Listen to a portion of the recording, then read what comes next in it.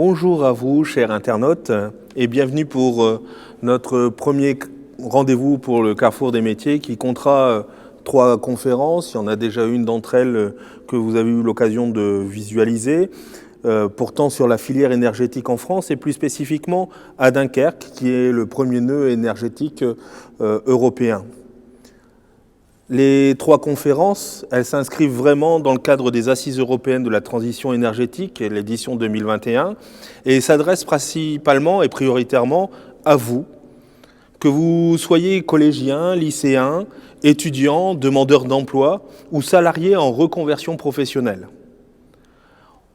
Cette année, nous avons choisi d'innover dans une condition particulière, avec cette condition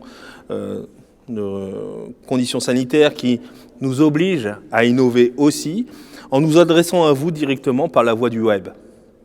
En effet, nombre d'entre vous êtes confrontés au difficile choix de vous déterminer pour votre avenir professionnel, quelle filière choisir, pour faire quel métier, auprès de quel employeur, ai-je ma place et serai-je reconnu ? C'est autant de questions que nous nous posons tous, et vous particulièrement. C'est autant de questions qui peuvent vous placer devant une forme d'incertitude.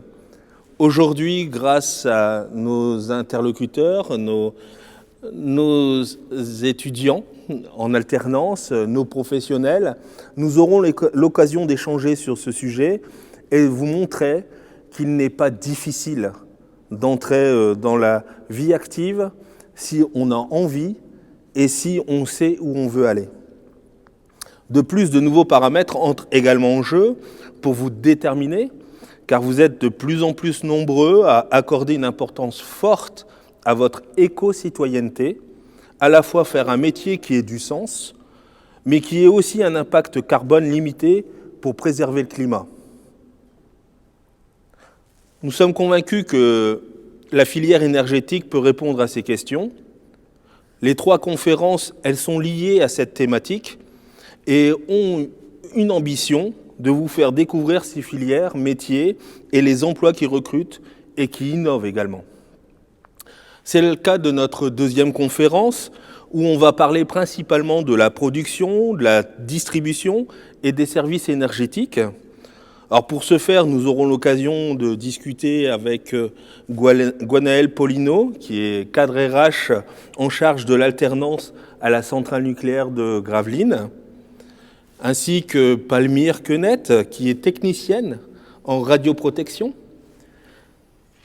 Nous aurons l'occasion de discuter avec le délégué territorial d'Enedis, Serge Martin, et son alternant, ou l'alternant Quentin Brunet, qui est technicien d'exploitation chez Enedis.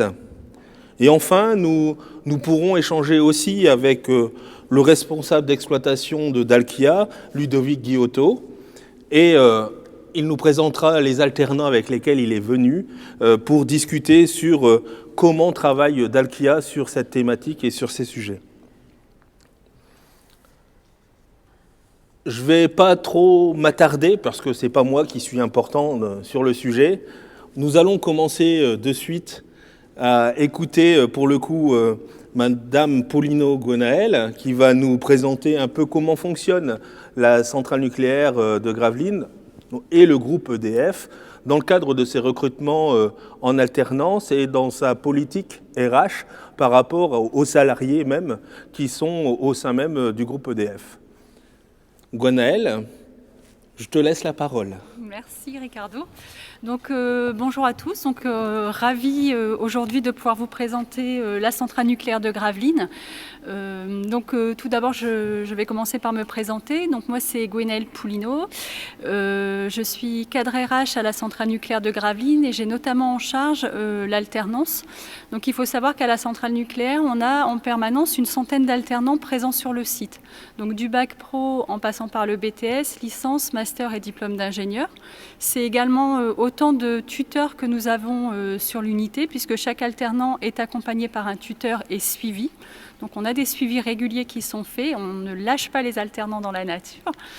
Donc je vais également accompagner dans mes missions les tuteurs et avec l'objectif que nos alternants en fait, obtiennent bien un diplôme et se professionnalisent pour s'insérer vers l'emploi. Donc aujourd'hui, je suis également accompagnée de Palmyre qui se trouve ici sur le plateau. Donc Palmyre qui est une alternante du CNPE au service prévention des risques, donc qui a préparé pendant 2 ans un bac professionnel en environnement nucléaire et qui a décidé de poursuivre ses études en BTS radioprotection. Et donc elle témoignera tout à l'heure de son expérience. Donc, alors, je vais revenir quand même sur quelques informations sur le groupe EDF. Hop, je vais passer. Voilà, donc pourquoi choisir le groupe EDF? Donc, voilà, le groupe est un leader en matière de transition énergétique, avec notamment l'accroissement du développement des énergies renouvelables, la poursuite d'exploitation des centrales nucléaires, qui est une production en fait bas carbone, et puis la mise en service des EPR qui représentent le nouveau nucléaire. Pourquoi encore EDF? Parce en fait, le groupe EDF a un engagement fort en fait, auprès des jeunes pour les accompagner dans leur formation professionnelle. Donc, au niveau du groupe EDF, on accueille beaucoup de stagiaires, beaucoup d'alternants chaque année. Et en fait, cet engagement fort s'est encore révélé l'année dernière, puisque dès la période de confinement que nous avons connue, en fait, le mot d'ordre du groupe EDF, ça a été de poursuivre en fait, que ce soit les recrutements ou la campagne de recrutement des alternants sans aucun renoncement. Donc, pour la centrale nucléaire, c'est ainsi qu'on a accueilli à la rentrée de septembre 53 alternants. Donc c'est ce qui était prévu et on a continué encore à en accueillir quelques-uns au mois de septembre justement avec des jeunes qui peinaient un petit peu à trouver une entreprise. Donc il y a également un engagement fort de la part du groupe à ce niveau-là. Et l'avantage encore d'intégrer un groupe comme celui d'EDF, c'est également la diversité des métiers. En fait, EDF va à la fois être producteur, il va s'assurer du transport, de la distribution de l'électricité, de la commercialisation. Et en fait, il y a une promotion en fait, de la diversité des métiers, de la mobilité interne. Donc un jeune aujourd'hui qui va rentrer à la centrale nucléaire comme technicien de maintenance, il ne fera pas ça toute sa vie. S'il a envie de partir à l'exploitation, il aura des passerelles pour passer côté exploitation, devenir formateur. On a également des managers en fait, qui sont d'anciens techniciens et qui ont développé des compétences de management et qui ont accédé à un poste de manager. Donc voilà, on a multitude de passerelles et de mobilité interne. Et c'est vraiment l'avantage en fait, d'être dans une entreprise comme celle-ci. Alors là, on vous a également préparé un petit film sur la centrale nucléaire de Gravelines. Donc finalement, on se rend compte lors des jurys de recrutement qu'on a très peu l'occasion en fait, de visiter la centrale et que très peu de personnes le font. Donc je reviendrai sur ce point-là tout à l'heure parce que la centrale se visite. Et donc là, ce que je vous propose, c'est un montage de photos qui vous permettra de voir la centrale nucléaire en fait, de l'intérieur. Donc si on peut lancer voilà, le film.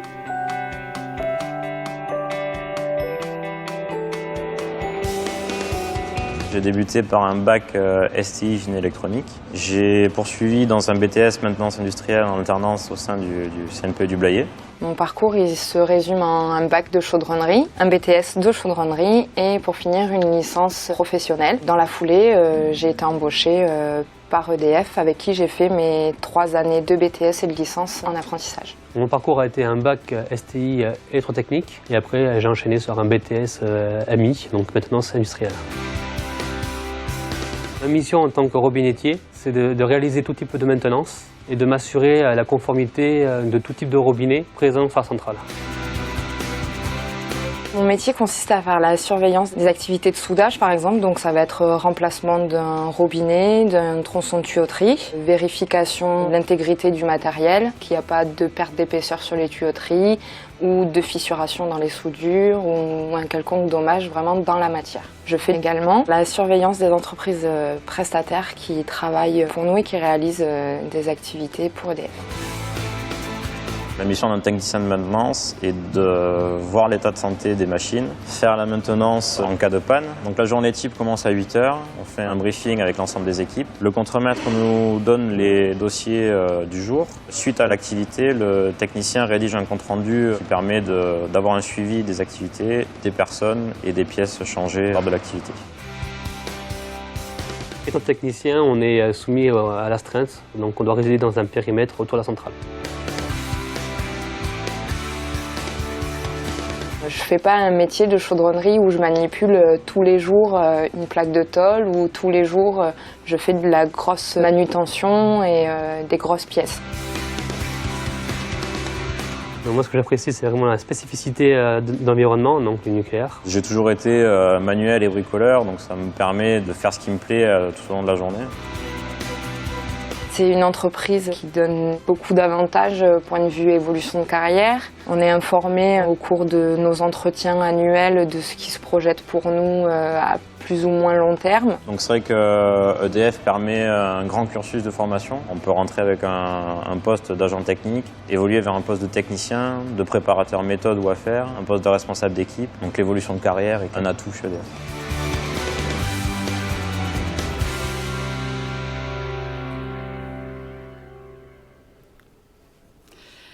Alors, je vais rebondir sur cette vidéo, en fait, et vous demander d'être curieux et d'aller visiter la chaîne YouTube, en fait, d'EDF. Vous avez pu voir là des témoignages, en fait, qui montrent un petit peu nos métiers dans le nucléaire. Et en fait, sachez que sur la chaîne YouTube EDF, vous avez à la fois des vidéos qui vont présenter des métiers, des témoignages. Donc, surtout si vous cherchez votre voie, si vous ne savez pas encore vers quelle voie vous orienter, moi je vous invite à aller visionner ces vidéos. Peut-être que ça suscitera des vocations. Vous verrez également les installations. On a une belle installation, des gros composants, donc ça attire également. Et en fait, sur EDF Recrute, vous aurez également un certain nombre de fiches métiers qui vont détailler précisément les missions en fait d'un technicien de maintenance, d'exploitation. Donc voilà, surtout n'hésitez pas à aller visionner ces documents qui sont là aussi pour peut-être vous aider à choisir votre orientation. Donc pour revenir à la présentation de la centrale de Gravelines, donc donc à Gravelines, on a 6 réacteurs nucléaires de 900 MW chacun. Donc c'est la plus grande centrale de France. On est la seule unité à disposer de 6 réacteurs. On est la première centrale de l'Ouest et l'une des plus importantes du monde en fait. En 2019, c'est 32 milliards de kilowattheures qui ont été produits sans émission de CO2. Donc ça, c'est important aussi de le répéter dans le contexte actuel. Gravelines, en fait, la centrale, c'est également 1800 salariés EDF, dont 16% de femmes. Donc, au-delà du témoignage de Palmyre tout à l'heure, je vais m'y attarder également, en fait, pour les jeunes filles, les jeunes femmes qui auraient quelques réticences, en fait, à s'engager vers l'industrie. Sachez qu'on a de très bons retours, que ce soit des alternants. Hein. Cette année, en fait, en 2020, parmi les 53 alternants qu'on a recrutés, on en a recruté 11 alternantes dans le domaine technique. Il y en a d'autres également dans le domaine tertiaire. Mais rien que dans le domaine technique, en fait, on en a recruté 11 et on a vraiment de très bons retours, que ce soit dans l'équipe de travail, parce que ça apporte aussi la présence féminine, autre chose, et des alternantes elles-mêmes, en fait. Elles ont la place, elles ont toute leur place. On a les infrastructures, des vestiaires féminins tout est adapté en fait pour accueillir les jeunes femmes. Donc surtout, n'hésitez pas à déposer votre candidature chez nous si vous êtes attiré et n'ayez aucune réticence à ce niveau-là. Donc au niveau de la centrale, on a également 1000 salariés en fait prestataires permanents, et on a également durant notre période d'arrêt de tranche, donc c'est la période d'arrêt de tranche, c'est là où on va on va arrêter les réacteurs pour apporter la maintenance, et donc là on va avoir entre 600 et 2000 intervenants supplémentaires pour assurer cette maintenance. Donc entre février et novembre, on peut être au niveau du site à peu près à 3000-3500 salariés présents. En fait, la centrale nucléaire, c'est aussi des défis industriels. En 2021, on va arriver avec notre visite décennale pour prolonger de 10 ans l'un de nos réacteurs. Donc c'est aussi un défi industriel à relever, c'est de la collaboration, de la coopération entre services pour mener ces défis. Donc là, je reprenais également quelques chiffres que vous allez voir apparaître. Donc au niveau des alternants, comme je vous disais tout à l'heure, on en a en permanence une centaine présents sur le site et on en accueille chaque année une cinquantaine. Donc là, ce sera une soixantaine pour la rentrée 2021. Et ce qu'il faut savoir, c'est qu'on accompagne également nos alternants sortants. Donc pendant un an, on va les accompagner pour s'assurer qu'ils vont vers le marché de l'emploi. Donc si on ne peut pas les embaucher au sein de la centrale de Gravelines parce qu'on est confronté également à une gestion d'effectifs, d'embauche, ils sont recommandés pour le groupe EDF et on partage également en fait le vivier des alternants sortants recommandés auprès de nos salariés, de nos entreprises prestataires. Donc là, le bilan, c'est qu'à fin septembre, en fait, nous avions 56 alternants sortants en 2020 et à fin septembre, dans un contexte économique qui était difficile avec le Covid, 80% en fait, de nos alternants sortants étaient dans une solution d'emploi ou en poursuite d'études. Donc, ce qui n'est pas négligeable puisque un mois après finalement leur fin d'alternance, ils avaient une solution d'emploi ou une poursuite d'études. Donc ici, vous allez retrouver les métiers de la DPN. Donc DPN, c'est Direction de la production nucléaire. Donc ce sont tous les métiers que vous allez retrouver dans l'ensemble des centrales nucléaires. Donc en famille de métiers, on va retrouver à la fois des métiers de techniciens, des métiers de la maintenance, d'exploitation, des métiers support tels que la protection de sites, des métiers tertiaires de la documentation, communication, RH, les métiers en lien avec la sûreté nucléaire, les métiers en lien avec la radioprotection et la sécurité, donc c'est l'un des métiers que vous expliquera Palmyre tout à l'heure, et des métiers liés à l'environnement. Donc là aussi, je vous renvoie sur toujours en fait EDF Recrute pour aller visualiser les fiches métiers et découvrir en fait davantage ces métiers.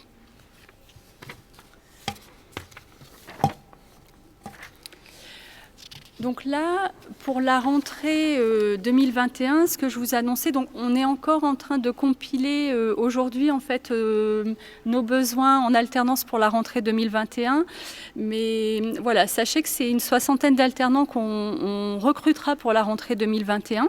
Donc il y aura des bacs pro, on recherchera en fait des bacs professionnels, donc en maintenance, en technique d'intervention sur installation nucléaire et en électrotechnique, pardon. Donc ça, c'est une dizaine de bacs professionnels qu'on recherchera en fait pour la rentrée.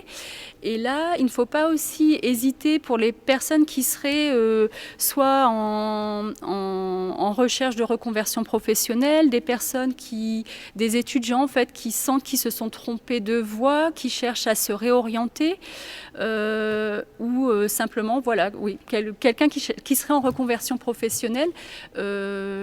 N'hésitez pas aussi, voilà, à venir vous renseigner pour savoir quelles sont ces offres en détail. Elles seront publiées et vous aurez toutes les informations sur les prérequis, les compétences recherchées et le détail des missions. Donc des BTS, nous allons rechercher en fait une trentaine de BTS en alternance également pour la rentrée de septembre. Au niveau des BTS, je les ai listés en fait sur le transparent, donc je ne vais pas les reprendre, mais c'est à la fois, donc c'est excepté le BTS assistant manager, tous les autres BTS ce seront des BTS dans le domaine technique. Donc que ce soit de la maintenance, de l'exploitation, chimie, environnement, radioprotection. Voilà, on a un panel en fait de métiers qui sont représentés au travers de cette recherche. Nous rechercherons également des licences professionnelles. Donc la licence professionnelle conduit des installations nucléaires. Donc là, c'est plutôt pour préparer des futurs pilotes de tranche. Donc c'est des opérateurs en salle de commande qui pilotent un réacteur nucléaire. Donc voilà, une licence informatique, licence pro métier de l'industrie, c'est plutôt pour un métier de maintenance, et deux licences RH. Et donc on recherchera également des masters et des écoles, des apprentis ingénieurs. Donc ça, généralement, on travaille également avec des écoles partenaires. Donc je vous les ai précisées. Pour certaines, ça peut encore être en cours de recherche, mais je vais me répéter. Mais une fois de plus, tout sera détaillé sur le site EDF Recrute dans nos fiches de mission et dans les fiches profils où vous pourrez déposer vos candidatures. Alors, nous l'avons évoqué en fait tout à l'heure, et ça, on se rend compte que c'est peu connu, mais sachez que la centrale nucléaire se visite. Donc, il y a une adresse mail en fait qui apparaît ici, donc centrale-graveline@edf.fr. Et donc, par groupe, y compris au niveau des établissements scolaires, en fait, vous pouvez organiser des visites de la centrale. Donc, on a plein d'outils pédagogiques pour accompagner justement et présenter la centrale nucléaire. Et une fois de plus, en fait, je vais appeler votre curiosité, en fait, et surtout, n'hésitez pas, parce que le fait de venir découvrir un petit peu notre installation, nos composants, etc., ça peut être l'occasion également de se découvrir une vocation ou de découvrir de nouvelles orientations.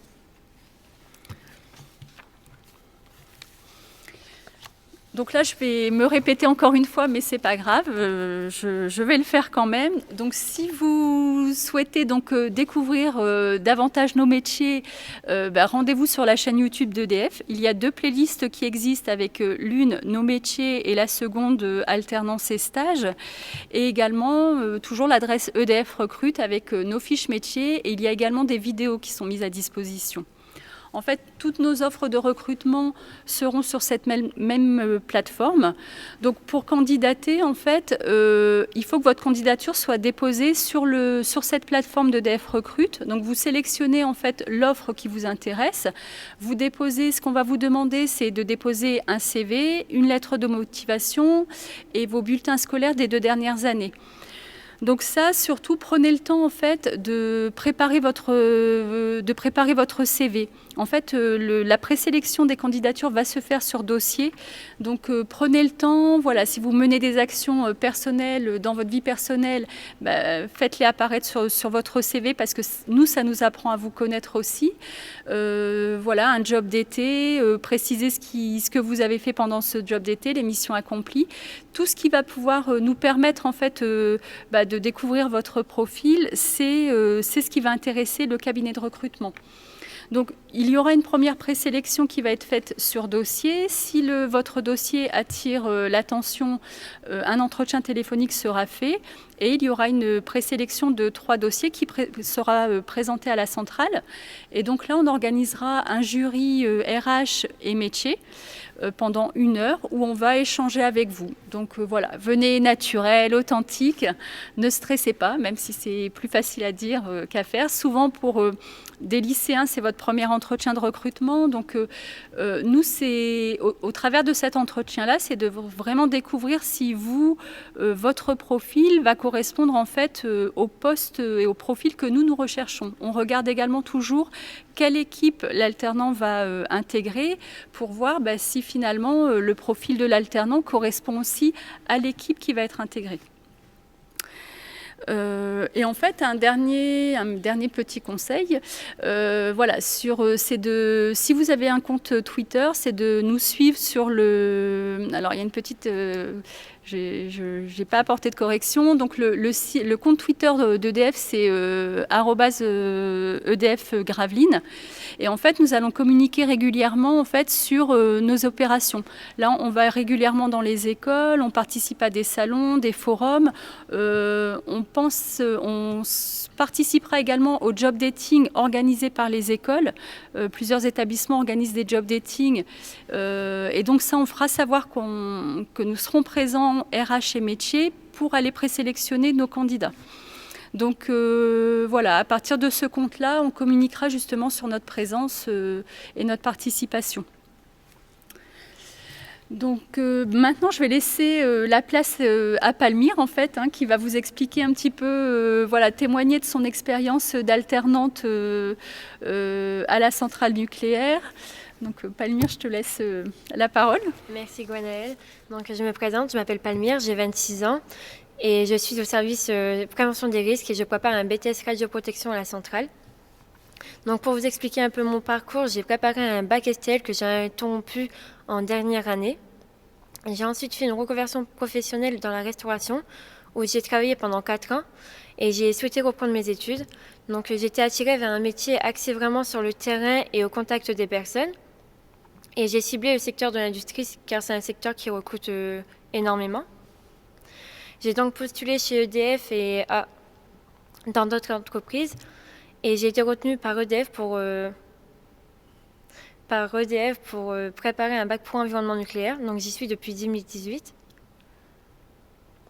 Donc depuis la rentrée, je prépare un BTS radioprotection et toujours au sein de ce même service. J'ai très vite été intégrée dans l'équipe et très bien accueillie. Je suis tombée dans une équipe chaleureuse et qui m'ont accueillie les bras ouverts. C'est le cas de le dire. Ils me forment tous les jours et je les accompagne tous les jours sur le terrain pour qu'ils me forment à être une bonne technicienne en radioprotection. Ce métier consiste surtout à protéger les intervenants sur site contre les risques radiologiques, risques d'incendie et de sécurité classique. On a surtout pour mission on est là en tant qu'appui conseil, d'assistance.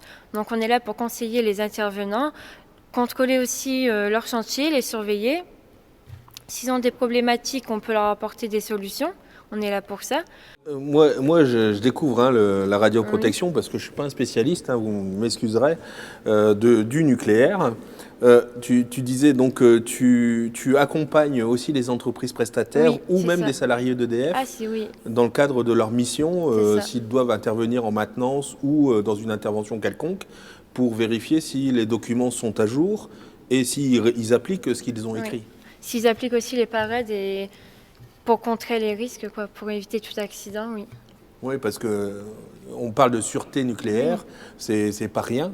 On sait que c'est un niveau très exigeant, forcément.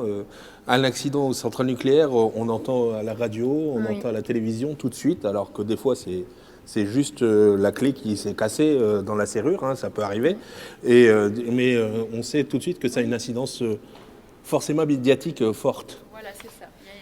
On attend une rigueur, en fait, une application des règles strictes, en fait, et c'est effectivement, en fait, pour protéger les intervenants que le service prévention des risques est présent sur le terrain. D'ailleurs, c'est ce que Palmyre disait, elle qui recherchait un poste axé sur le terrain, c'est effectivement le cas. C'est à la fois de la surveillance, du contrôle sur l'application des règles, des procédures, et puis c'est aussi de l'appui conseil. En fait, c'est aussi échanger avec les salariés s'ils rencontrent des difficultés, s'il y a des pistes d'amélioration à mettre en place. Tout ça, c'est entendu et porté par l'équipe de Palmyre. Ça nous arrive aussi d'organiser des formations. Donc pour le personnel qui arrive, mes collègues sont formés justement à préparer les formations. Donc on est vraiment là partout sur le site en fait. D'accord.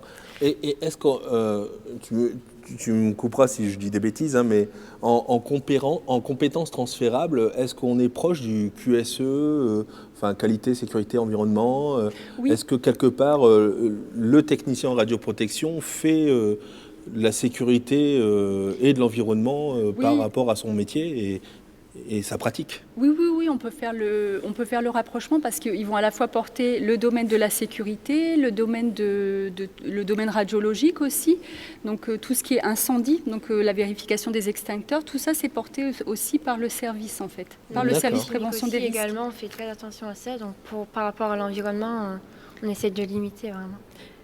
Et là, pour avoir échangé avec le manager justement qui est en charge du recrutement, ce qu'il me disait aussi, c'est que sur l'appui conseil, finalement, tout à l'heure, on parlait du personnel féminin. Oui. Et en fait, sur l'appui conseil, parfois, c'est plutôt bien pris quand c'est dit de la part d'une femme.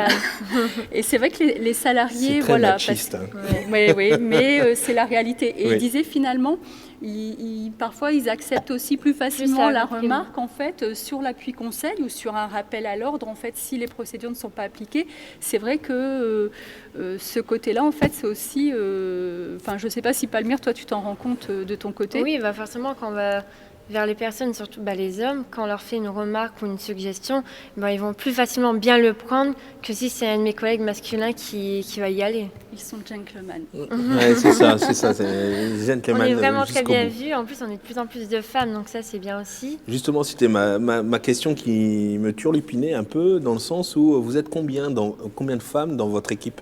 Dans mon service, nous sommes 7, Pour un service de combien? 24 techniciens. D'accord. Et il y a de plus en plus de Oui. femmes en fait qui arrivent. Après, je compte seulement les techniciens, mais au niveau de l'ingénierie, il y a beaucoup plus aussi de personnel féminin. D'accord. Ouais, parce qu'on est divisé en 2 parties. Oui. Donc il y a vraiment le pôle avec les techniciens et le pôle avec l'état-major, donc les chargés d'affaires, les ingénieurs, les appuis. Donc il y a beaucoup de femmes. Donc il y a une réelle féminisation en fait Oui. de ces métiers-là dans le cadre de la centrale nucléaire là pour le coup. C'est très visible en fait. Oui. Et d'ailleurs, Palmyre me disait, finalement, c'est assez aussi récent, puisqu'il y a 2 ans, dans l'équipe, il y avait une femme. Une seule femme. Et Ah on oui. est à Donc, 7 en 2 ans, oui, en ça 2 s'est ans. triplé, on va dire. Donc voilà. Donc, il ne faut pas hésiter à postuler et ne pas avoir d'appréhension, parce que on est toujours aussi bien accompagné par les collègues féminines qui sont là et par les collègues masculins aussi. Ils nous Donc, apportent. D'accord, c'est super. Oui. Donc ça prouve que c'est un métier qui attire aussi Oui. le public Davantage féminin davantage. Oui. Et d'ailleurs, c'est vrai que lorsqu'on intervient dans les écoles, on prend toujours des alternantes avec nous qui peuvent justement témoigner en fait de ça et pouvoir échanger effectivement avec les lycéennes qui peut-être hésiteraient à se tourner vers l'industrie et qu'elles puissent effectivement les rassurer. Surtout que c'est un métier d'homme, mais aussi quand on arrive dans l'industrie, on a toujours une appréhension, car quand on voit ce qui se passe à la télé, on se dit est-ce que je vais vraiment m'y sentir bien, m'y intégrer? Mais après, là-bas, même les hommes dans mon équipe, ils m'ont tout de suite mise à l'aise en fait. Ils m'ont dit ne t'inquiète pas pour ça, on est là, on va t'accompagner. Tous les jours, je suis accompagnée, que ce soit par mon tuteur ou mes collègues. Je suis tout le temps, même mes collègues féminines, il y a les vestiaires féminins, c'est bien équipé. Merci beaucoup Palmyre pour cette intervention, parce que justement c'est un vrai sujet de discussion aujourd'hui, mais on en parlera aussi avec Enedis et Dalkier sur la féminisation de ces métiers-là dans le cadre de l'industrie, mais l'industrie distribution, production, on se rend compte aujourd'hui que il y a une féminisation qui arrive, elle n'est pas encore assez conséquente. On est toujours en attente. Et on y travaille. Le problème, c'est qu'il faut pouvoir aussi provoquer peut-être l'étincelle nécessaire auprès de cette population-là. Et en fait, ce genre d'exemple peut permettre vraiment d'intéresser davantage les publics féminins. Et peut-être qu'un jour, vous serez vraiment à 50-50 dans le service et voire plus. C'est une très bonne chose. Merci Palmyre. Merci pour ton intervention. Du coup, tout à l'heure, tu parlais du recrutement des alternants. Il y a quand même un gros recrutement à chaque année. Tu parlais aussi qu'il n'y a pas forcément de CDIsation à la fin, au niveau de la centrale. Parfois, il y a le groupe EDF. Mais aujourd'hui, en fait, comment vous voyez, vous, en tant que groupe ou centrale, en tant qu'entité EDF, pour le territoire et du coup, comme vous êtes un peu partout au niveau national, pour le pays, par rapport au fait que vous continuez à prendre de l'alternant? Effectivement, en fait, on prend de l'alternance pas uniquement par rapport au recrutement que nous serons en capacité de faire. Donc, c'est vraiment ce qu'on donne comme information au niveau des services, en fait, en leur disant on est là pour aider les jeunes à se former professionnellement par le biais de l'alternance notamment. Et donc, effectivement, comme là, cette année, nous avions en 2020 56 alternants sortants. Au final, on a pu en recruter, nous, sur le site 5, parce qu'on recrutait des alternants des années précédentes. Donc après, il y a un vivier qui se fait au niveau du groupe EDF, mais on va rencontrer chaque alternant pour également échanger autour de son projet professionnel. Et donc, c'est là où on va découvrir aussi ceux qui sont intéressés peut-être par un autre domaine, qui souhaitent se réorienter, poursuivre des études. Et donc, après, une fois en fait que nos alternants sortants, en fait, le vivier des alternants recommandés, on va également le partager avec le responsable de la politique industrielle, qui lui est en relation avec toutes les entreprises prestataires des environs. Et on va leur transmettre également le CV et la liste des alternants qui sont toujours ou qui veulent rester dans la région. Certains ne sont pas mobiles. Tout à fait. Et donc veulent rester dans la région. Et c'est là aussi où il y a une prise de contact qui est faite avec les entreprises prestataires. D'accord. Donc en fait, on peut dire que vous mettez en place comme une incubation d'alternants qui pourraient servir le territoire, les entreprises prestataires, les TPE, PME, même qui ne pourraient pas recruter un alternant parce qu'ils n'ont pas une visibilité à long terme, et permettre à ce qu'eux bénéficient de quelqu'un qui a un peu d'expérience technique et en plus un état d'esprit sur la sûreté qui est pas négligeable et qui permet aussi de se dire là il y a un potentiel intéressant pour recruter directement, quoi. Oui. Et là on a expérimenté aussi en 2019 en fait, où avec une entreprise de la région, nous avons recruté communément un alternant qui est formé 50% de son temps dans l'entreprise, 50% de l'autre temps à EDF. Donc il est salarié, son employeur c'est bien EDF, on prend en charge en fait l'alternance, mais avec un objectif d'être recruté par l'entreprise en fait. Ah oui, ça c'est une nouveauté, ça. En maintenance chaudronnerie industrielle. Et donc voilà, donc il sera sortant cette année en 2021 et normalement il devrait, si tout se passe bien en fait, il y a toujours cette condition il y a cette notion de fournir aussi les efforts attendus, mais avec à la clé effectivement un CDD dans cette entreprise qui par la suite devrait déboucher sur un CDI.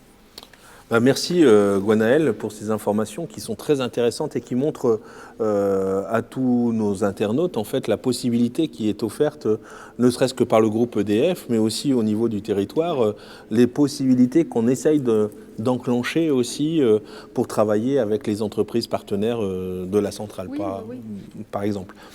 On va écouter maintenant Serge Martin d'Enedis pour voir quelle est la politique justement RH et alternant avec le groupe Enedis et comment vous travaillez sur cette thématique. Dis-moi tout. Très bien. Écoute, merci. Bonjour à tous. Je vais peut-être d'abord dire un mot d'Enedis avant de parler des métiers. Pardon, merci. Et me présenter très rapidement. Donc, moi, je suis Serge Martin, délégué territorial sur l'arrondissement de Dunkerque. Donc, je représente Enedis auprès des collectivités, principalement des communes, des intercommunalités. Et je suis un certain nombre de grands projets sur le territoire. Donc, Enedis, en quelques mots, là, on vient de parler du volet production avec EDF. Qui a une unité de production très importante sur le Dunkerquois et qui est, j'ai envie de dire, la première, le premier maillon de la chaîne du système électrique en France, puisque l'électricité, ce sont des électrons qui sont produits à un certain niveau, qui sont ensuite transportés par nos collègues de RTE, Réseau de transport d'électricité, jusqu'au réseau de distribution, donc qui est géré par Enedis sur toute la France. Donc on est le dernier maillon quelque part du voyage de l'électron jusqu'au client, jusqu'au consommateur. Donc qu'il soit un particulier, un industriel, une entreprise. Donc on est là pour distribuer de façon, j'ai envie de dire, égalitaire sur tous les territoires, qu'ils soient ruraux, urbains, l'électricité partout en France et en assurant un niveau de qualité de fourniture, un des meilleurs du monde d'ailleurs. Et on se distingue aussi de la fourniture d'électricité qui est la partie, on va dire, commerciale du système électrique français où là il y a plusieurs entités qui vendent de l'électricité.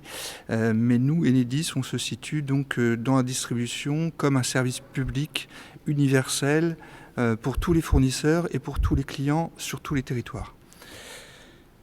Ça, c'était pour dire un mot d'Enedis, parce que quelquefois c'est un peu compliqué dans le paysage de s'y retrouver selon les entités, entre les fournisseurs, les commercialisateurs, les producteurs. Voilà, donc nous on se situe à un niveau un peu particulier qui est celui du service public de la distribution. Je vais passer sur ce slide et sur l'autre. Voilà, je vais passer rapidement sur ce slide pour dire qu'en effet on est principalement défini par, j'ai envie de dire, le monde de la sphère publique. Hein. Nous, on travaille en étroite relation avec les collectivités qui, historiquement, détiennent le réseau, donc avec qui on passe des contrats pour exploiter et gérer le réseau. Et puis, on est aussi sous l'autorité de l'État, hein, qui fixe les tarifs d'électricité côté distribution. Donc on exploite et on modernise le réseau, donc ça c'est un petit peu la base de nos métiers, hein, qu'on exerce depuis que l'électricité existe, j'ai envie de dire, et que le réseau électrique existe. On accompagne bien sûr les projets des collectivités, hein, donc ça c'est en partie ce que moi je peux faire dans mon métier, mais c'est un aspect de ce métier. Accompagner les projets des collectivités, c'est notamment le développement, les raccordements, les nouveaux lotissements, les nouveaux équipements. Voilà, enfin j'en passe. Et puis tout ce qui est aussi raccordement des énergies renouvelables, j'en dirai un mot tout à l'heure. On assure l'équilibre du système électrique, donc en lien aussi avec RTE, c'est-à-dire un équilibre entre la consommation et la production, puisque l'électricité c'est une énergie qui ne se stocke pas, et donc il faut avoir en permanence un savoir-faire pour assurer l'équilibre du système, de façon à ce que la qualité de fourniture soit la même partout. On assure bien sûr le dépannage, parce que on est souvent connu quand il y a des aléas climatiques importants, quand il y a des tempêtes. On voit des images souvent à la télévision avec donc des camions bleus et des hommes en bleu qui se déplacent, qui montent au poteau pour assurer le dépannage. Donc c'est une mission très importante qu'on assure 24 heures sur 24, 7 jours sur 7, avec un centre d'appel dépannage sur l'île pour la région, mais on en a un peu partout en France, qui assure finalement la continuité de service auprès de tous les clients. Et puis on assure le comptage, donc ça c'est aussi très important, parce que finalement on est aussi tiers de confiance sur le comptage de l'électricité qui est consommée, ce qui permet aux fournisseurs de facturer ensuite l'électricité consommée. Ça marche aussi pour la production, donc on compte la production, et ce savoir-faire, cette spécificité, voilà, nous fait qu'on fait confiance à Enedis pour le comptage, et c'est aussi au cœur de nos métiers d'avoir un comptage garanti, j'ai envie de dire. Alors sur la région, bon, le slide il est un peu mangé, mais ce n'est pas très grave. Alors nous on est encore découpé en régions anciennement administrative Nord-Pas-de-Calais, mais bon, ça donne une illustration, puisque nous sommes ici à Dunkerque. Donc on a sur l'entité région Nord-Pas-de-Calais, direction régionale, 1706 salariés. On a parlé tout à l'heure des prestataires, on travaille aussi avec presque autant de salariés côté prestataires, donc on travaille beaucoup aussi avec les entreprises prestataires. On dessert 2 millions de clients, hein, je l'ai dit tout à l'heure, hein, tout type de clients, bien sûr, principalement les particuliers en nombre, mais aussi les industriels, les entreprises, les collectivités. Voilà, on a 54 000 km de réseau. Alors, c'est les réseaux basse tension et moyenne tension, je ne vais pas forcément rentrer dans le détail. On fait 243 000 interventions par an, hein, donc c'est beaucoup d'interventions au niveau clientèle chez les particuliers. Voilà, on investit près de 200 millions d'euros. On est, je ne l'ai pas beaucoup dit, mais c'est important pour ceux qui nous écoutent, un service de proximité, puisque nous, on est au plus près des territoires, pour les raisons que j'ai expliquées tout à l'heure. On doit être au plus près des lieux d'intervention quand il y a quelquefois un souci. Donc on a 23 sites répartis sur le Nord et le Pas-de-Calais. Et cette répartition, elle est assez équilibrée entre l'urbain et le rural. Et on retrouve cette même répartition partout en France. Ce qui fait que nous, on est vraiment un service, encore une fois, public, non délocalisable. Il faut qu'on soit près du réseau pour pouvoir intervenir. Et c'est très important pour nous de maintenir cette proximité aussi vis-à-vis des collectivités. On accueille de plus en plus de producteurs aussi, 16 863 là, producteurs d'énergie renouvelable, donc beaucoup de solaire en nombre, aussi quelques unités de production éolienne. Et puis un autre phénomène qu'on voit apparaître, c'est les bornes de recharge de véhicules électriques, qui est aussi un autre phénomène exponentiel où on nous demande de plus en plus d'anticiper et d'être au rendez-vous du raccordement de ces bornes qui répondent à un vrai besoin et qui risquent d'être très très forts dans les années futures. Et je vais peut-être demander à ce qu'on présente un petit film de présentation justement de l'entreprise Enedis pour parler aussi d'avenir et de voir comment nos métiers évoluent au sein de ce système électrique. Pour Enedis, l'électricité en réseau, c'est l'affaire de tous. Entreprise de service public, sa mission est d'assurer la gestion et l'exploitation des réseaux électriques de distribution sur l'ensemble du territoire. Guidés par l'équité et la transparence, les 39 000 salariés d'Enedis mettent tout en œuvre pour acheminer l'électricité à leurs clients, où qu'ils soient et quel que soit leur fournisseur. Sur le terrain, 7 jours sur 7, 24 heures sur 24, ils s'engagent pour offrir un service de proximité optimal. Véritable urgentiste de l'électricité, ils se mobilisent pour réparer les dégâts causés par les événements climatiques exceptionnels et rétablir au plus vite l'alimentation des foyers et des entreprises. Au quotidien, comme dans l'urgence, engagement et réactivité sont leurs maîtres mots. Avec Enedis, le futur se construit tous les jours. Pour moderniser le réseau, améliorer sa sûreté et sa performance, plus de 3 milliards d'euros sont investis chaque année au cœur des territoires. Avec l'ensemble de ses partenaires, Enedis construit les smart grids, les réseaux intelligents de demain. Ces technologies numériques sont indispensables pour permettre l'essor des énergies renouvelables et l'émergence de nouveaux usages, comme celui des véhicules électriques ou des objets connectés. Le nouveau compteur communicant Linky est la clé de voûte de cette évolution. Il offre aux clients une assistance précieuse et ouvre les portes d'un nouvel univers de services pour les collectivités et les citoyens. Par son engagement, Enedis joue un rôle central dans la transition énergétique et chaque salarié s'engage aux côtés des territoires pour un développement économique durable et solidaire. Chaque jour, les hommes et les femmes d'Enedis construisent le service public de l'électricité de demain.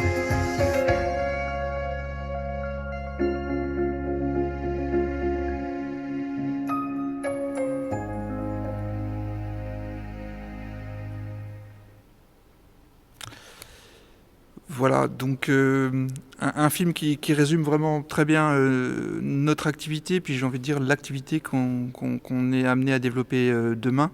On a fait un petit zoom sur le compteur Linky dont on a pas mal parlé et pour lequel donc on termine le déploiement ici dans le Dunkerquois, mais partout en France. On a passé le cap des 30 millions de compteurs posés et d'ici la fin 2021, on aura posé plus de 35 millions de compteurs donc pour tous les Français. Voilà, on a fait un petit zoom sur ce compteur parce qu'il est vraiment au cœur de notre ambition chez Enedis d'être au cœur de la transition énergétique. C'est un compteur qui permet, tout à l'heure, j'ai parlé de données, de garantir, de certifier et d'avoir des données fiables, j'ai envie de dire à un pas de temps presque réel, alors qu'avant on était plutôt sur un système de relève. Et puis surtout, il permet d'accueillir tous les nouveaux usages. On a parlé de la mobilité électrique, on a parlé des productions solaires notamment. Donc il permet de compter à la fois la consommation et la production, ce qui n'était pas le cas avant avec les anciennes générations de compteurs. Et puis il illustre très bien qu'on s'inscrit dans ce qu'on appelle la transition numérique ou digitale chez nous, où on a finalement un réseau qui devient de plus en pilotés à distance. Les compteurs, c'est autant de capteurs aussi sur notre réseau et le réseau devient... il était déjà piloté, mais il est de plus en plus piloté avec des outils numériques. On a vu aussi quelques drones qui visitent nos lignes. Enfin, on est chez Enedis très promoteur de toutes les innovations. Linky est une innovation importante qui d'ailleurs s'exporte partout dans le monde. Mais plus globalement, on cherche vraiment à équiper notre système d'exploitation de beaucoup d'innovations à tous les niveaux de métier pour Enedis parce que c'est l'avenir et voilà, donc ça permet aussi aux jeunes générations d'avoir des outils plutôt sympas pour l'exploitation du réseau. Et puis, dernier volet, c'est un autre métier, c'est une nouvelle présidente qui a dit ça récemment, que les données étaient l'électron de demain, avec les compteurs Linky, mais plus globalement avec nos outils, on a beaucoup de données qui sont utiles d'abord pour les clients, qui sont les propriétaires de leurs données, mais aussi pour les territoires, pour nous aussi pour l'exploitation du réseau. Donc on développe beaucoup de données et l'exploitation de ces données fait partie aussi des nouveaux métiers de demain pour Enedis. Voilà, donc je vais passer ensuite sur une présentation. Alors, je vais passer assez vite sur ces slides, parce que de toute façon, ces documents seront à disposition sur le site des Assises et des Carrefours, je pense, c'est ça. Et pour vous présenter quelques métiers, on va dire classiques. Alors, j'ai parlé des métiers de demain sur le réseau, sur le digital, sur les données. Il ne faut pas oublier qu'on reste, et on restera longtemps, pendant des dizaines d'années, je pense, un service de proximité où on va sur le terrain, où nos anciens montaient au poteau, on continuera à monter au poteau tant qu'il y aura des poteaux. Et donc, je pense que ça peut durer un certain temps. Et c'est un vrai savoir-faire dont on est fier aussi. Donc voilà, donc je passe sur quelques métiers. Alors le technicien d'intervention polyvalent, donc polyvalent parce qu'il peut en effet faire des opérations d'exploitation, mais aussi des gestes clientèle vers donc les clients. Voilà, c'est un métier qui permet de se déplacer, j'ai envie de dire quotidiennement, d'être sur le terrain et voilà, que ça peut avoir un aspect intéressant. On n'est jamais dans la routine quand on est technicien d'intervention polyvalent. Je passe ensuite sur quelques slides. Alors le diplôme, oui, alors à chaque fois il y aura le diplôme qui correspond au métier. Ici on est au niveau CAPEP. Mais on peut avoir aussi des bacs pro pour avoir ce même type de métier, mais à des niveaux de management qui sont différents. Un autre métier, c'est des travaux sous tension. On a beaucoup parlé de sécurité quand on a évoqué le CNPE. Chez nous, Enedis, on met cette valeur au premier plan. La sécurité, c'est de tous les instants, pour tous les métiers, et surtout quand on travaille sous tension. Donc ça reste un métier où la sécurité est centrale dans l'approche, dans la formation, et tout au long du parcours métier. Voilà, je ne vais pas forcément les détailler ici. Poste-source, alors c'est aussi une spécificité. Poste-source, c'est le nœud un peu du réseau Enedis et le point de jonction entre le réseau de transport et le réseau de distribution. On en a près de 100 au niveau de la région Nord-Pas-de-Calais. Et là aussi, il y a beaucoup de savoir-faire sur la gestion du réseau très haute tension qui est transformé en réseau moyenne tension. Donc là aussi, on est pas mal sur le terrain. Donc là, on est plutôt sur Bac Pro DUT, Bac plus 2. Un autre aspect, je ne l'ai pas beaucoup dit d'Enedis, c'est que finalement on exploite le réseau, mais on crée aussi du réseau, notamment quand il y a des nouveaux usages et des nouveaux clients. Donc on s'occupe du raccordement des entreprises et des nouveaux clients. Et donc là, on a un service ingénierie qui gère ces affaires, notamment de raccordement ou de modernisation du réseau quand il faut renouveler le réseau. Donc là aussi, ce sont des dossiers très intéressants à suivre de A à Z, où on travaille beaucoup avec des prestataires. On travaille avec les collectivités, on prépare administrativement les chantiers pour tout nouveau raccordement ou renouvellement de réseau. Et donc là, c'est plutôt des métiers d'ingénierie avec aussi des niveaux plutôt Bac+2. Technicien d'exploitation, donc là, il est vraiment, lui, sur les dépannages, sur la préparation de certains chantiers. J'ai envie de dire, le technicien d'exploitation, enfin Quentin le dira tout à l'heure, il est au début et à la fin, il est vraiment, parce qu'il prépare les dossiers, et à la fin il s'assure de la bonne exécution des chantiers, puisque au final, nous sommes responsables de l'exploitation du réseau, et c'est au niveau de l'exploitation qu'on s'assure de la bonne qualité de la fourniture d'électricité, et il est au cœur de notre dispositif. Donc là, on est plutôt aussi au niveau BTS électrotechnique. Et puis, bien sûr, j'ai beaucoup parlé de clients, on peut dire usagers, 35 millions de clients au niveau national. Donc c'est aussi un métier quelquefois d'accueil pour le raccordement, d'accueil pour toute demande relative au comptage, aux augmentations de puissance, enfin tout ça en lien souvent avec les fournisseurs.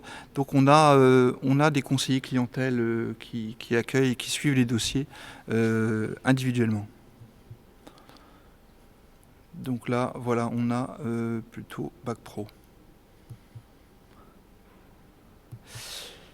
Donc l'alternance chez Enedis, alors là, ce sont quelques slides pour dire que, alors, slide plutôt Nord-Pas-de-Calais, on a une centaine d'alternants en cours de formation chez nous. C'est à peu près le chiffre annuel qui est assez constant depuis plusieurs années. Encore une fois, sur tous les métiers, sur tous les sites, sur tous les territoires. Donc c'est une politique assez forte chez Enedis d'embaucher, enfin de former et d'embaucher des alternants qui passent par Enedis. On peut le faire aussi, comme le CNPE l'a dit tout à l'heure, en lien aussi avec les prestataires. On peut avoir quelques passerelles avec eux. Ça leur permet d'apprendre en effet un métier, de rentrer dans une grande entreprise avec beaucoup de métiers, beaucoup de savoir-faire.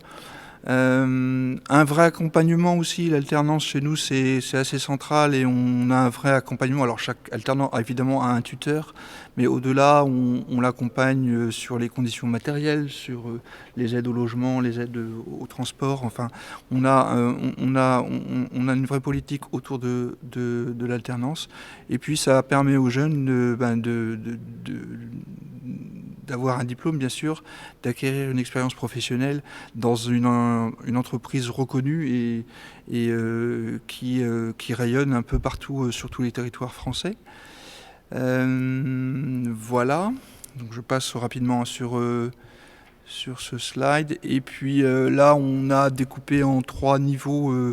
Bon, c'est un peu schématique, on n'a pas forcément ici listé tous les métiers, parce qu'on a plusieurs dizaines de métiers. On a aussi des métiers, on va dire, support sur de ressources humaines, communication, comptabilité. On peut avoir des métiers à tout niveau, fonction territoriale comme la mienne. Voilà, donc on a vraiment tout type de métier. On a beaucoup de métiers autour de la sécurité, de la prévention aussi.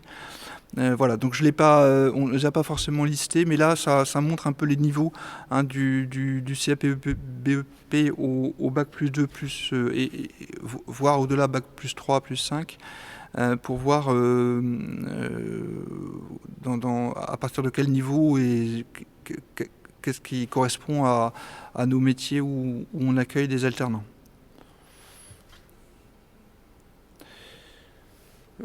voilà. Donc je vais passer, je pense, maintenant... Ah non, ouais, je termine là-dessus. Donc nous aussi, on a bien sûr un site internet qui résume un peu tout ce que je viens de dire sur les différents métiers. Donc c'est un peu la même chose que sur le témoignage précédemment. Il s'appelle Enedis Recrute.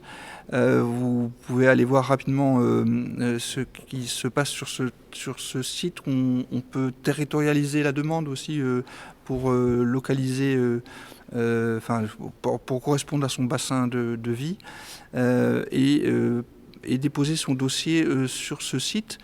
Donc il y a une présélection du dossier qui se fait, puis des entretiens téléphoniques pour faire une première sélection, et ensuite on passe à des étapes suivantes pour valider le choix d'un alternant avec éventuellement des tests un peu techniques pour des métiers plus techniques en effet, et voilà, donc une centaine par an. La campagne, elle commence dès maintenant, j'ai envie de dire, et elle s'étale jusqu'au printemps. Voilà. Je vais donc maintenant laisser la parole à Quentin, qui est technicien d'exploitation sur Hasbrook et qui va nous parler de son parcours et de son métier, de son activité, notamment peut-être sur les lagages ou des choses comme ça. Voilà. Donc du coup, moi c'est Quentin Brunet, donc j'ai 19 ans, donc je prépare un BTS électrotechnique chez Enedis à la base opération d'Hasbrook. Donc j'apprends le métier d'apprenti ATEX, donc c'est-à-dire agent technique d'exploitation comme Serge l'a dit. Donc du coup voilà, donc je viens d'un bac pro MELEC que j'ai obtenu en 2019. Pendant mon bac pro MELEC, j'ai fait le concours général des métiers. J'ai eu la chance d'être reçu pour dire d'aller à l'épreuve pratique à Noyon. Donc du coup après pendant mon bac pro MELEC, j'ai fait 12 semaines de stage à Enedis, à Saint-Omer, donc du coup qui m'ont présenté le métier, tout ça, et c'est ça qui m'a orienté pour dire de faire un BTS électrotechnique en alternance chez Enedis. Donc du coup là, comme je disais, je prépare un BTS électrotechnique au lycée Blaise Pascal, donc normalement il devrait être obtenu cette année, je l'espère. J'ai choisi l'alternance parce que je voulais m'intégrer dans la vie professionnelle. Donc pour avoir un pied dans l'entreprise Enedis, vu que je veux y travailler plus tard, en espérant que des places se libèrent et tout ça. Donc je vais présenter mon métier. Donc mon métier c'est apprenti ATEX, donc comme je disais, agent technique d'exploitation. Donc je prépare des chantiers tels que des consignations moyenne tension ou basse tension, des changements de transformateurs qui sont défectueux, de l'élagage des lignes moyenne tension pour permettre la continuité de fonctionnement. Donc tout ce qui touche à la maintenance du réseau électrique et tout ça. Donc après, on fait des travaux en coordination avec le bureau d'ingénierie, donc les chargés d'affaires ou les chargés d'études. Je recommande vraiment ce métier parce que c'est un métier riche. Donc on peut très bien prévoir un chantier, on va dire le mercredi, et arriver le mercredi matin et que le chantier ne se fait pas parce que y a eu des problèmes, des soucis la nuit, des dépannages qui sont tombés. Et donc on doit aller intervenir sur les dépannages pour restructurer le réseau, on va dire. Donc donc après, une fois qu'on a préparé le chantier, on va les réaliser sur le terrain avec mon tuteur. Donc Antoine Guess et Johan Mesureur qui est lui dans le bureau. Donc après, on fait le raccordement des nouveaux producteurs et nouveaux consommateurs. Donc panneaux solaires et tout ça. Donc du coup, comment je vis mon alternance ? Franchement, très bien. J'ai très bien été accueilli à Enedis Hasbrook. Ils ont su bien m'aiguiller, bien me présenter, bien m'intégrer. Donc voilà. Après, j'ai choisi Enedis parce que ça ouvre beaucoup d'opportunités pour la suite. Parce que si on veut être embauché chez Enedis, faut avoir un petit pied dedans, donc c'est déjà un bon point. Et après, on a aussi la possibilité d'évoluer dans la carrière. Donc même si par exemple on s'arrête au BTS, on peut toujours reprendre les études par la suite ou monter en grade petit à petit avec l'ancienneté et l'expérience.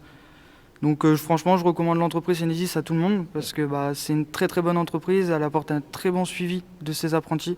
J'ai vraiment pas eu à me plaindre, le parcours pour s'inscrire a été très facile. C'est, on va dire, ouvert d'accès à tout le monde. Voilà. Merci Quentin, c'est pas technicien d'exploitation, il fallait l'embaucher, c'est plutôt comme commercial RH pour Enedis, parce qu'il fait bien la promotion d'Enedis. J'avais juste une petite question par rapport à ton activité. est-ce qu'il faut avoir l'esprit d'équipe pour travailler dans ce que tu fais? Parce que c'est quand même un métier assez solitaire pour le coup. Mais est-ce qu'il faut vraiment avoir l'esprit d'équipe? Alors oui, il faut quand même avoir l'esprit d'équipe parce qu'il faut se dire qu'on prépare des chantiers et les chantiers peuvent être réalisés par nos équipes. Donc déjà, il faut penser aux équipes qui le font, pas leur faire, on va dire, entre guillemets, du caca, quoi. Oui, c'est ça, ne pas saboter le travail. Voilà, c'est ça. Donc du coup, oui, il faut quand même avoir l'esprit d'équipe dans ce métier-là. C'est essentiel. Oui. Tu as parlé de quelqu'un qui travaille au bureau, quelqu'un qui est sur le terrain. Du coup, en fait, j'ai un tuteur de base, donc Johan Mesureur, qui lui est au bureau, donc il s'occupe de tout ce qui est administratif, mes formations, tout ça. À chaque fois, tous les soirs, je fais un débrief avec lui en rentrant des opérations avec mon tuteur de terrain, donc Antoine Gus. Et donc après, il s'occupe, lui, Antoine, il s'occupe de m'apprendre le métier, donc tout ce qui est préparation de chantier, réalisation sur le terrain, je touche à rien, mais je regarde, il m'apprend, il explique bien ses gestes et tout ça. Donc voilà. Écoute Quentin, ce que j'espère de pire chez toi, c'est que Enedis, il est de la place pour toi, comme tu l'as évoqué.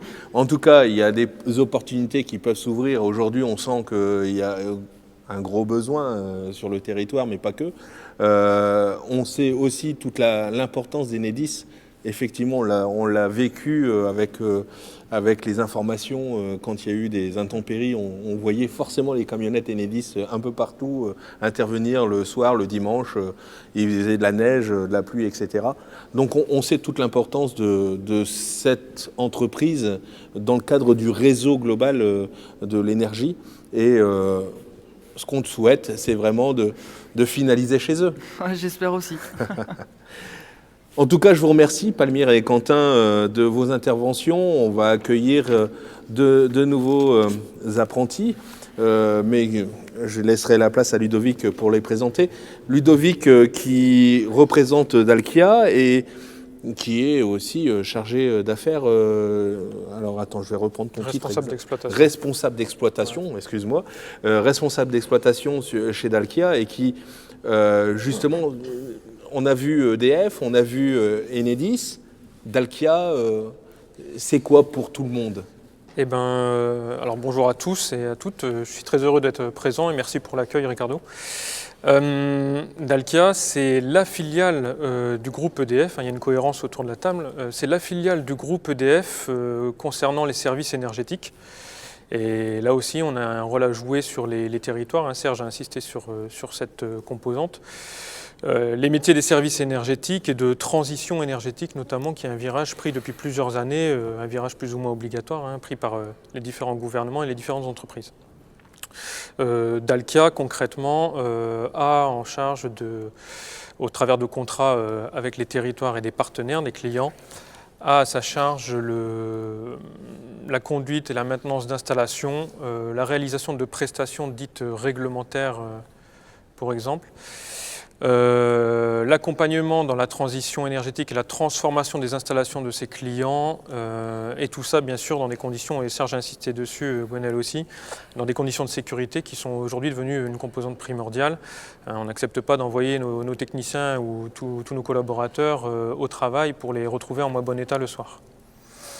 Bon, je suis venu aujourd'hui donc vous présenter Dalkia, son implantation territoriale et ses missions, et je suis venu accompagné donc de Jérôme Goblet, qui est un technicien en alternance qui finit son parcours ce mois-ci, et Quentin Barthélémy, qui lui est un apprenti ingénieur d'exploitation et qui m'assiste dans les missions à l'heure actuelle dans l'agence. Donc je vous propose de regarder d'abord une petite vidéo qui explique concrètement que fait Dalkia en France, et ensuite je pourrai dérouler un petit peu le rôle qu'on a sur le territoire. Ce matin-là, j'avais fait un cauchemar. La température avait atteint 50 degrés, des espèces animales disparaissaient, plein de gens quittaient leur maison à cause du climat. Alors j'ai demandé à mon portable, qu'est-ce qu'on peut faire pour prendre soin de la planète? C'est comme ça que j'ai découvert Dalkia, et j'ai décidé d'aller les voir.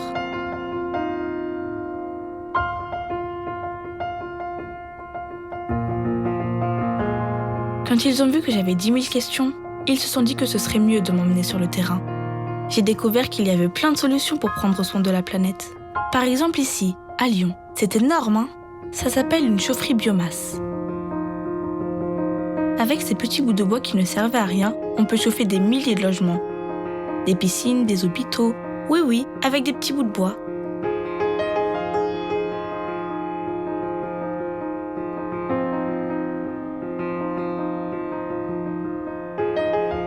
Et ici, c'est fou, mais c'est ce que les gens jettent à la poubelle qui devient une source de chauffage pour plein d'autres gens. Plus besoin de chercher très loin des sources d'énergie quand on est malin.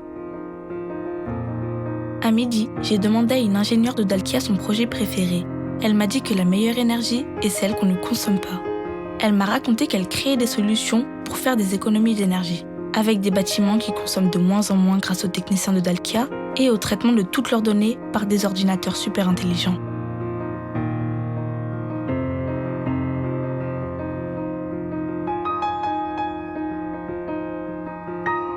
Ici, le maire cherchait une façon de chauffer les habitants sans polluer. Chez Dalkia, ils ont eu l'idée d'aller chercher la chaleur que produisaient les fours de cette usine. C'était de la chaleur perdue, jusqu'à ce que Dalkia arrive à la récupérer et à l'utiliser pour chauffer une partie de la ville. Après, je suis allée rendre visite à Aurélie et Bertrand qui habitent Marseille. Là, c'est la mer qui permet à la fois de chauffer et de climatiser. Ça s'appelle la thalassothermie. C'est la première fois qu'on l'utilise pour tout un quartier. Je sais, c'est fou, on peut se chauffer avec la mer. Alors bien sûr, je sais qu'il y a encore des tas de choses à faire. Mais savoir que chez Dalkia, il y a 16 000 femmes et hommes qui cherchent des solutions et surtout en trouvent, savoir qu'il y a plein de projets, plein d'idées pour changer notre façon de se chauffer, de se rafraîchir, ça m'a vraiment rassurée.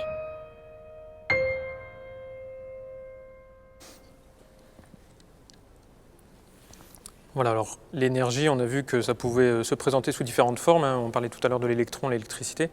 Il faut savoir que Dalkia n'intervient pas que sur les métiers du chauffage, mais aussi de la ventilation, de la climatisation.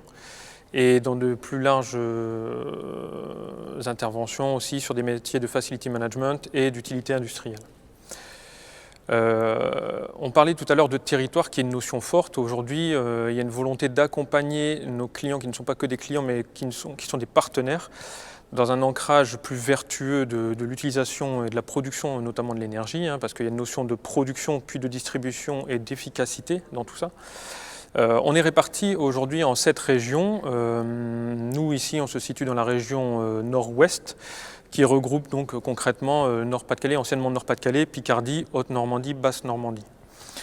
Tout ça pour un chiffre d'affaires à peu près de 630 millions d'affaires. Pourquoi je parle de chiffre d'affaires? Pour vous donner quand même l'ordre de grandeur, c'est très important, pour montrer qu'aujourd'hui, Dalkia a beaucoup de partenaires qui se sont inscrits justement dans une relation de durée, de façon à pouvoir monter des projets, construire, piloter et mener à terme des projets vertueux sur l'énergie, que ce soit via des opérations, on va dire, basiques de conduite et de maintenance, mais aussi de recherche de solutions innovantes à travers la mouvance qui est prise par les différents gouvernements, les certificats d'économie d'énergie et autres aides disponibles. On a à peu près 2000 collaborateurs sur la région nord-ouest. Et tout à l'heure, on va en parler un peu plus largement, mais on a une notion qui revient de plus en plus, c'est l'économie d'énergie, comment elle se concrétise, c'est avec des tonnes d'équivalent CO2 économisées et les taux d'énergie renouvelable employés. On a un métier sur le bassin dunkerquois, donc ça me fait passer à la prochaine slide. On a un métier sur le bassin dunkerquois qui est inscrit, lui, dans l'agence Nord-Pas-de-Calais, qui regroupe 17 agences. Où on a des techniciens qui à la fois peuvent intervenir chez un client qui est une collectivité, un bailleur social, mais aussi sur un réseau de chaleur urbain. Cette notion de récupération de chaleur et de production prend toute son importance. On a une réflexion qui est de ne plus jeter, ne plus perdre l'énergie, mais plutôt de savoir la revaloriser. Et le chauffage urbain est une merveilleuse façon de savoir faire ça aujourd'hui partout sur le territoire, au travers des centres de valorisation énergétique, au travers d'industriels qu'on a pu voir dans la vidéo. Sur Dunkerque, on a un partenariat avec ArcelorMittal dont on peut récupérer une partie de la chaleur qui était anciennement perdue pour chauffer les habitants du Dunkerquois. On a beaucoup parlé d'alternance et c'est ici que je vais en parler aussi. Alors je reviens sur la slide précédente. L'alternance, c'est un métier, c'est une façon aussi d'intégrer nos métiers et aujourd'hui on est très tourné vers l'alternance. On s'est rendu compte qu'il était difficile d'apprendre un métier et de sortir de l'école avec un métier qui était tout de suite fait pour des utilisations d'avenir. On ne sait pas quels seront les métiers de demain. Et donc on accompagne aujourd'hui des jeunes dans la possibilité d'intégrer l'entreprise et pouvoir se former sur les différents métiers. Et tout à l'heure, Gwenaëlle le disait, pouvoir ne pas se cantonner à un seul rôle, mais avoir un profil évolutif dans notre société. Dalkia Nord-Ouest représente à peu près 460 collaborateurs. Il faut savoir que sur les 2000 de la région Nord-Ouest, on a à peu près 5%, on a à peu près 100 alternants chaque année. Nos métiers concrètement sur le Dunkerquois et chez Dalkia en général, c'est par typologie de clients savoir apporter une réponse adaptée aux besoins. Ces clients peuvent être de type santé, des hôpitaux, des cliniques. On peut avoir affaire à de l'habitat social sur lesquels effectivement il y a la fourniture de chaleur, de production d'eau chaude sanitaire pour des usagers qui sont eux des locataires. On a une notion aussi de réduction de la facture énergétique, notamment voulue sur le territoire de Dunkerque, qui est dans cette mouvance-là. On a aussi l'utilisation tertiaire, les bureaux concrètement, le lieu dans lequel on se trouve, qui est directement chauffé d'ailleurs par notre entité. Vous n'avez pas froid sur le plateau, ça va? Non, ça va très bien. Donc c'est plutôt pas mal. Les collectivités, Serge en parlait, et on a un vrai maillage avec les collectivités parce qu'aujourd'hui on ne peut pas tous avancer dans notre coin, on a un vrai partenariat à jouer, on a une vraie relation long terme à construire. Et donc on est à l'écoute des collectivités aussi pour pouvoir soit conseiller, mais surtout suivre les tendances et pouvoir apporter des solutions techniques et mailler le territoire, je vais parler du Dunkerquois notamment, mais mailler le territoire dunkerquois de façon à ce que toujours l'énergie soit une dépense en moins, mais quelque chose de plus en plus vertueux. Et enfin, on a aussi beaucoup de clients aujourd'hui qui font appel à nous sur une typologie industrielle, des clients qui sont à la recherche aussi de l'efficacité, qui sont à la recherche aussi d'entreprises capables de pouvoir assurer la distribution d'énergie nécessaire à leur production et sur lesquels on peut répondre à travers différentes solutions, notamment il y a encore quelques années des énergies de récupération, des cogénérations et l'air comprimé qui est aussi un gros sujet de dépenses énergétiques. La répartition, elle est assez simple, on est quasiment sur un quart de répartition sur chaque typologie entre l'habitat, les collectivités, l'industrie et la santé tertiaire qui sont des gros bâtiments et qui à eux deux font aussi le dernier quart. C'est ce qu'on retrouve à peu près sur tout le territoire et nos agents, pour la plupart, sont capables de passer d'une typologie de client à un autre. Il faut savoir qu'il n'y a pas de profil type, il n'y a pas de compétences, on va dire, qui doivent ressortir particulièrement. On a besoin de profils forcément moteurs, c'est Gwenaëlle qui l'avait dit tout à l'heure et je le répète, on a besoin de compétences techniques de base, mais surtout des profils évolutifs, des personnes qui vont avoir envie d'apprendre et de s'inscrire dans la durée également pour notre société. Et on a très bien des techniciens qui peuvent passer d'un secteur habitat ou d'une équipe habitat vers une équipe industrie, suivant des parcours de formation, suivant des passerelles. On a aujourd'hui chez Dalkia fait l'acquisition aussi de plusieurs entreprises sur différents métiers, notamment le froid, notamment l'air comprimé. On est présent aussi à l'international. Et on a aussi une possibilité de mobilité, soit intra-Dalkia sur le territoire, soit même intra-groupe EDF via des passerelles où on a des métiers qui peuvent très bien se transposer dans une entreprise comme dans l'autre du groupe. L'efficacité et le pilotage de l'efficacité énergétique, concrètement, ça veut dire quoi? Ça veut dire savoir apporter une solution de mixité énergétique. Traditionnellement, quand on se chauffait au charbon, on est passé au gaz. Et aujourd'hui, le gaz, qui est une énergie moins vertueuse, on est en train de la remplacer par des énergies type biomasse, pompe à chaleur ou l'apport solaire. Demain aussi, peut-être des solutions à plus grande échelle, je dirais. On disait tout à l'heure la thalassothermie, la géothermie aussi, qui sont des solutions aussi très vertueuses. L'efficacité de génération, encore une fois, on reprend le cycle de production jusqu'à la distribution et l'utilisateur final. La production se veut la plus économe possible. Concrètement, c'est utiliser le moins possible pour en faire le plus. Et donc ça passe par effectivement des technologies qui avancent avec le temps, avec les constructeurs aussi qui nous suivent. L'apparition des chaudières à condensation qui nous a beaucoup aidé aussi dans l'optimisation des dépenses énergétiques et par d'autres maillages aussi de chaufferie qui permettent aujourd'hui d'être beaucoup plus efficaces qu'hier.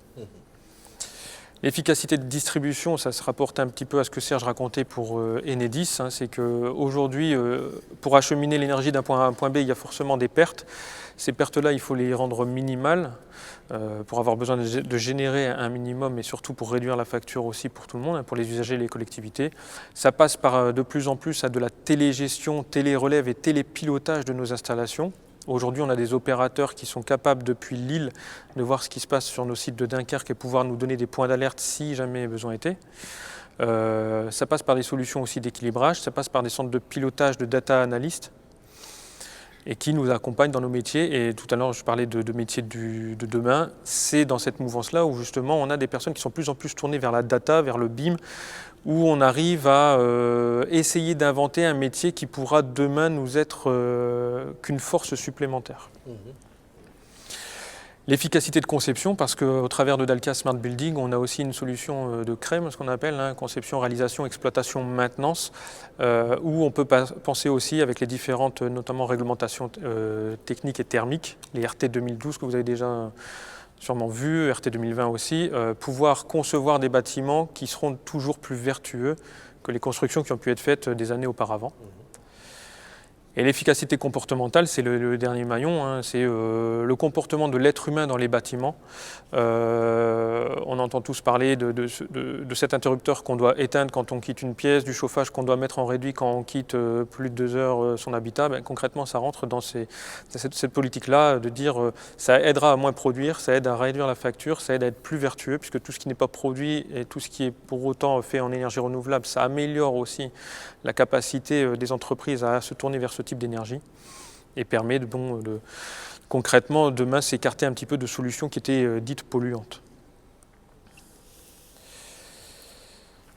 La dernière chose que je voulais présenter, c'était l'efficacité au travers des contrats. Aujourd'hui, ce qui nous lie à nos clients et au territoire, ce sont des contrats qui définissent nos interventions, que ce soit des interventions de conduite, de maintenance, d'intervention réglementaire, d'intervention d'optimisation de l'énergie. On propose de plus en plus des solutions pratiquement clés en main, avec des mises en place de subventionnement de travaux aussi, de façon à transformer l'installation prise en charge pour la rendre plus vertueuse, moins énergivore, faire un pilotage en mettant de la télégestion, de la télérelève pour pouvoir avoir un pilotage à distance et automatisé. Demain, il ne faut pas se leurrer, toutes les installations, y compris les réseaux de chaleur, notamment celui de Dunkerque, seront pilotées par de l'intelligence artificielle également. Il y aura toujours besoin de techniciens, ça c'est sûr et certain, mais il y aura aussi beaucoup plus d'intelligence artificielle et d'automatisation dans nos métiers. Et tout ça, c'est quelque chose qu'on peut présenter et sur lesquels on peut accompagner nos clients de façon à se donner un retour sur investissement et pouvoir à la fois matcher entre la nécessité d'avoir une conduite de ses installations, une maintenance de ses installations, un pilotage de son énergie pour réduire sa facture et en même temps baisser l'empreinte carbone et augmenter l'énergie verte et renouvelable qui peut être utilisée sur le territoire. Pour en parler, je vais laisser la parole à Jérôme Goblet, qui est donc un technicien en fin d'alternance sur le réseau de chaleur de Dunkerque, et qui du coup sort de son alternance à fin janvier et qui va vous expliquer un petit peu le métier qu'il a appris toute une année chez nous. Donc, bonjour à toutes et à tous, moi je m'appelle Jérôme, j'ai 23 ans et je suis actuellement en alternance avec la société Dalkia pour décrocher un titre de technicien de maintenance industrielle avec mon pôle de formation qui est situé à Lille, c'est le campus de chez Dalkia.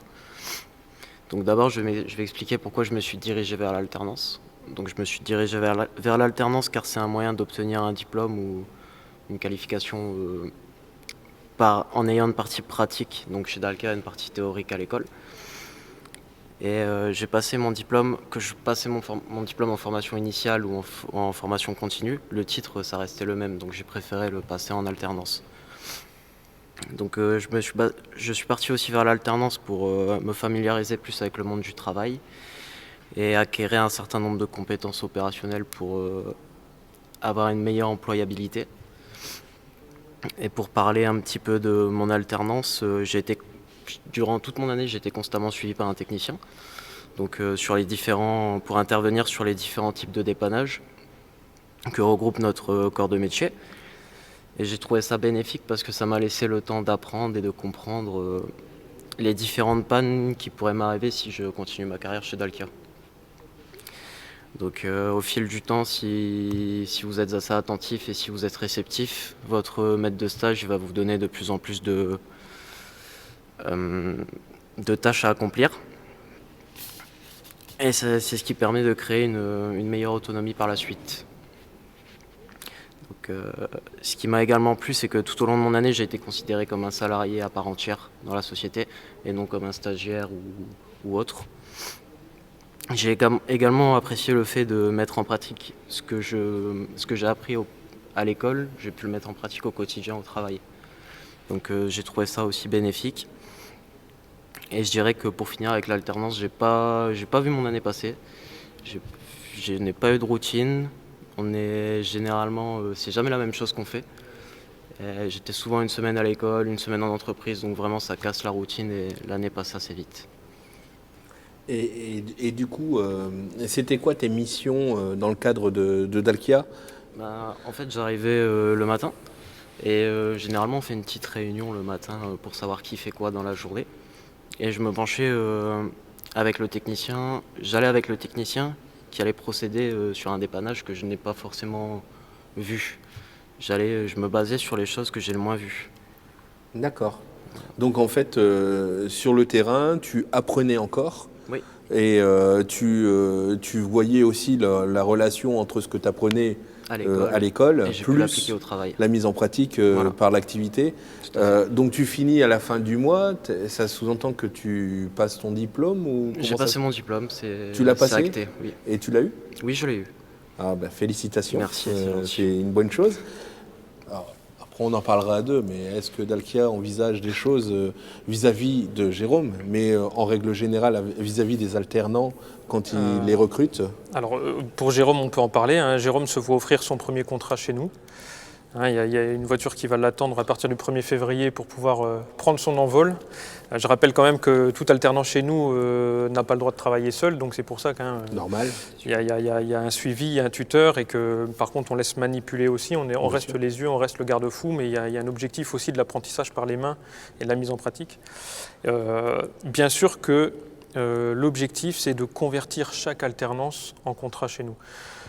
Quelque part, il ne faut pas se leurrer, on mise un petit peu aussi sur une relation long terme, je disais tout à l'heure, on recrute, dès l'alternance, on recrute déjà nos futurs techniciens et l'objectif de les former, c'est de pouvoir avoir des personnes opérationnelles dès leur premier jour de travail derrière et avoir des profils évolutifs.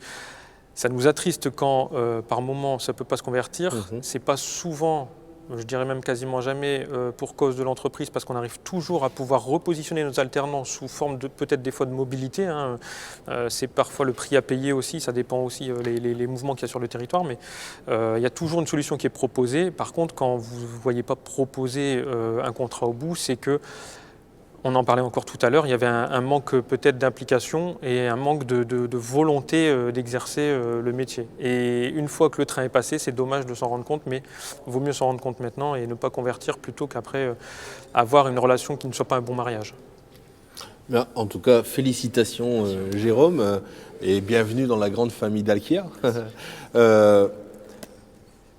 J'allais poser une autre question, mais elle m'échappe, ça va revenir.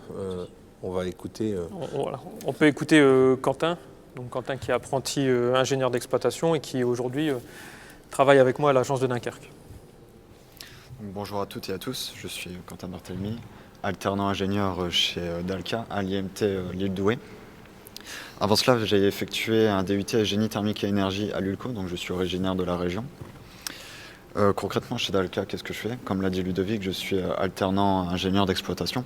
Je l'accompagne sur des missions d'exploitation, notamment sur l'aspect qualité, sécurité, environnement qui apporte énormément de choses à l'entreprise, parce que sans cela, on se retrouve dans l'illégalité. Donc j'ai pu travailler sur l'aspect réglementaire des installations et du matériel notamment, mais également sur les situations dangereuses qui étaient remontées par les techniciens.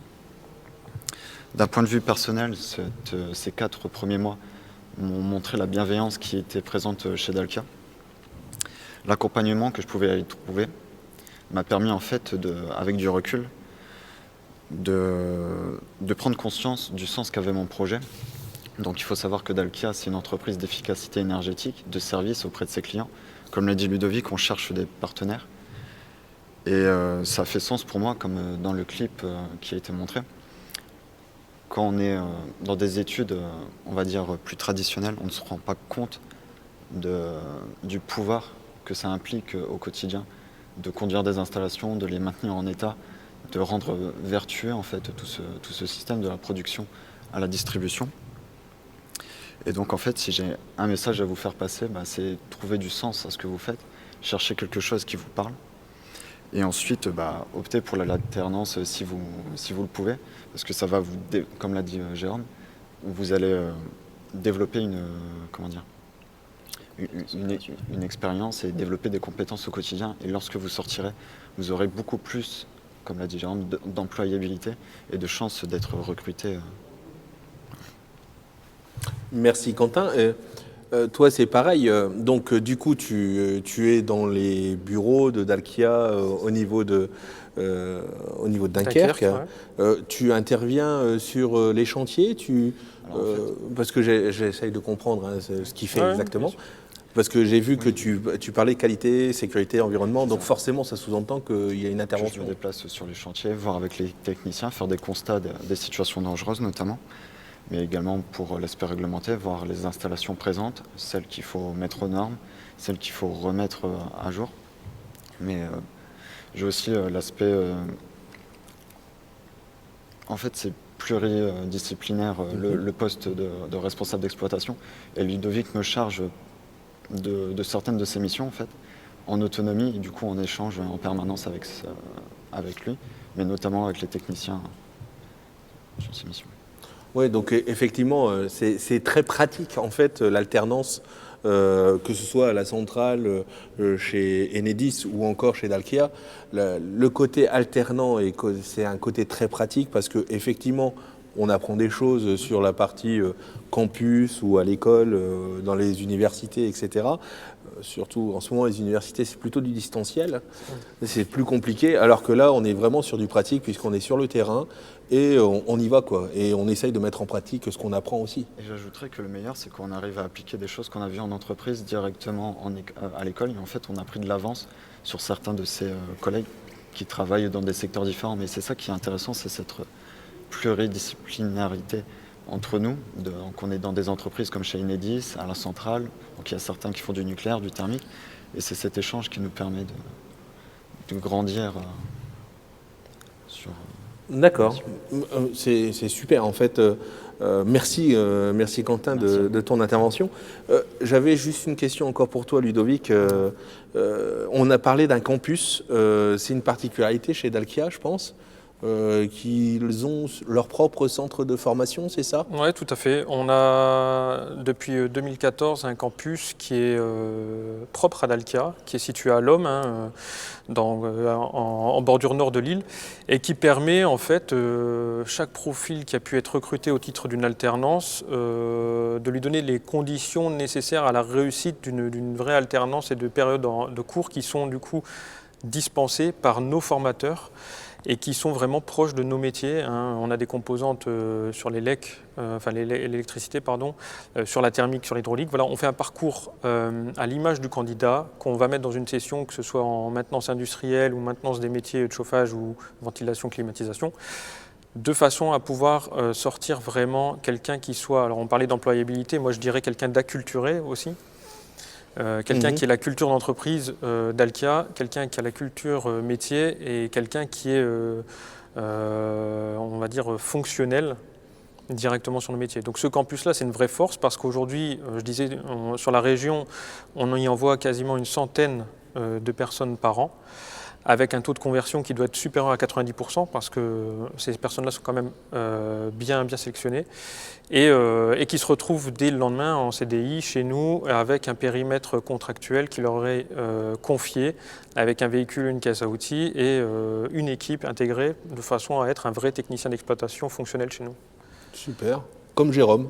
Comme Jérôme. Au mois de février. Voilà. Super. En tout cas, je vous remercie tous et toutes d'être venus, d'être intervenus aussi sur ce plateau. dans cette grande famille qui est la grande famille de l'énergie sur la distribution, la production et les services énergétiques qui sont autour. On a bien compris qu'on était dans la grande famille EDF, Enedis et Dalkia, que vous avez des besoins, que ces besoins sont réguliers, que vous êtes prêts à former, à aider les jeunes, les moins jeunes pour le coup, les femmes, les hommes. Il n'y a pas de discrimination quelle qu'elle soit. L'important, c'est de vouloir.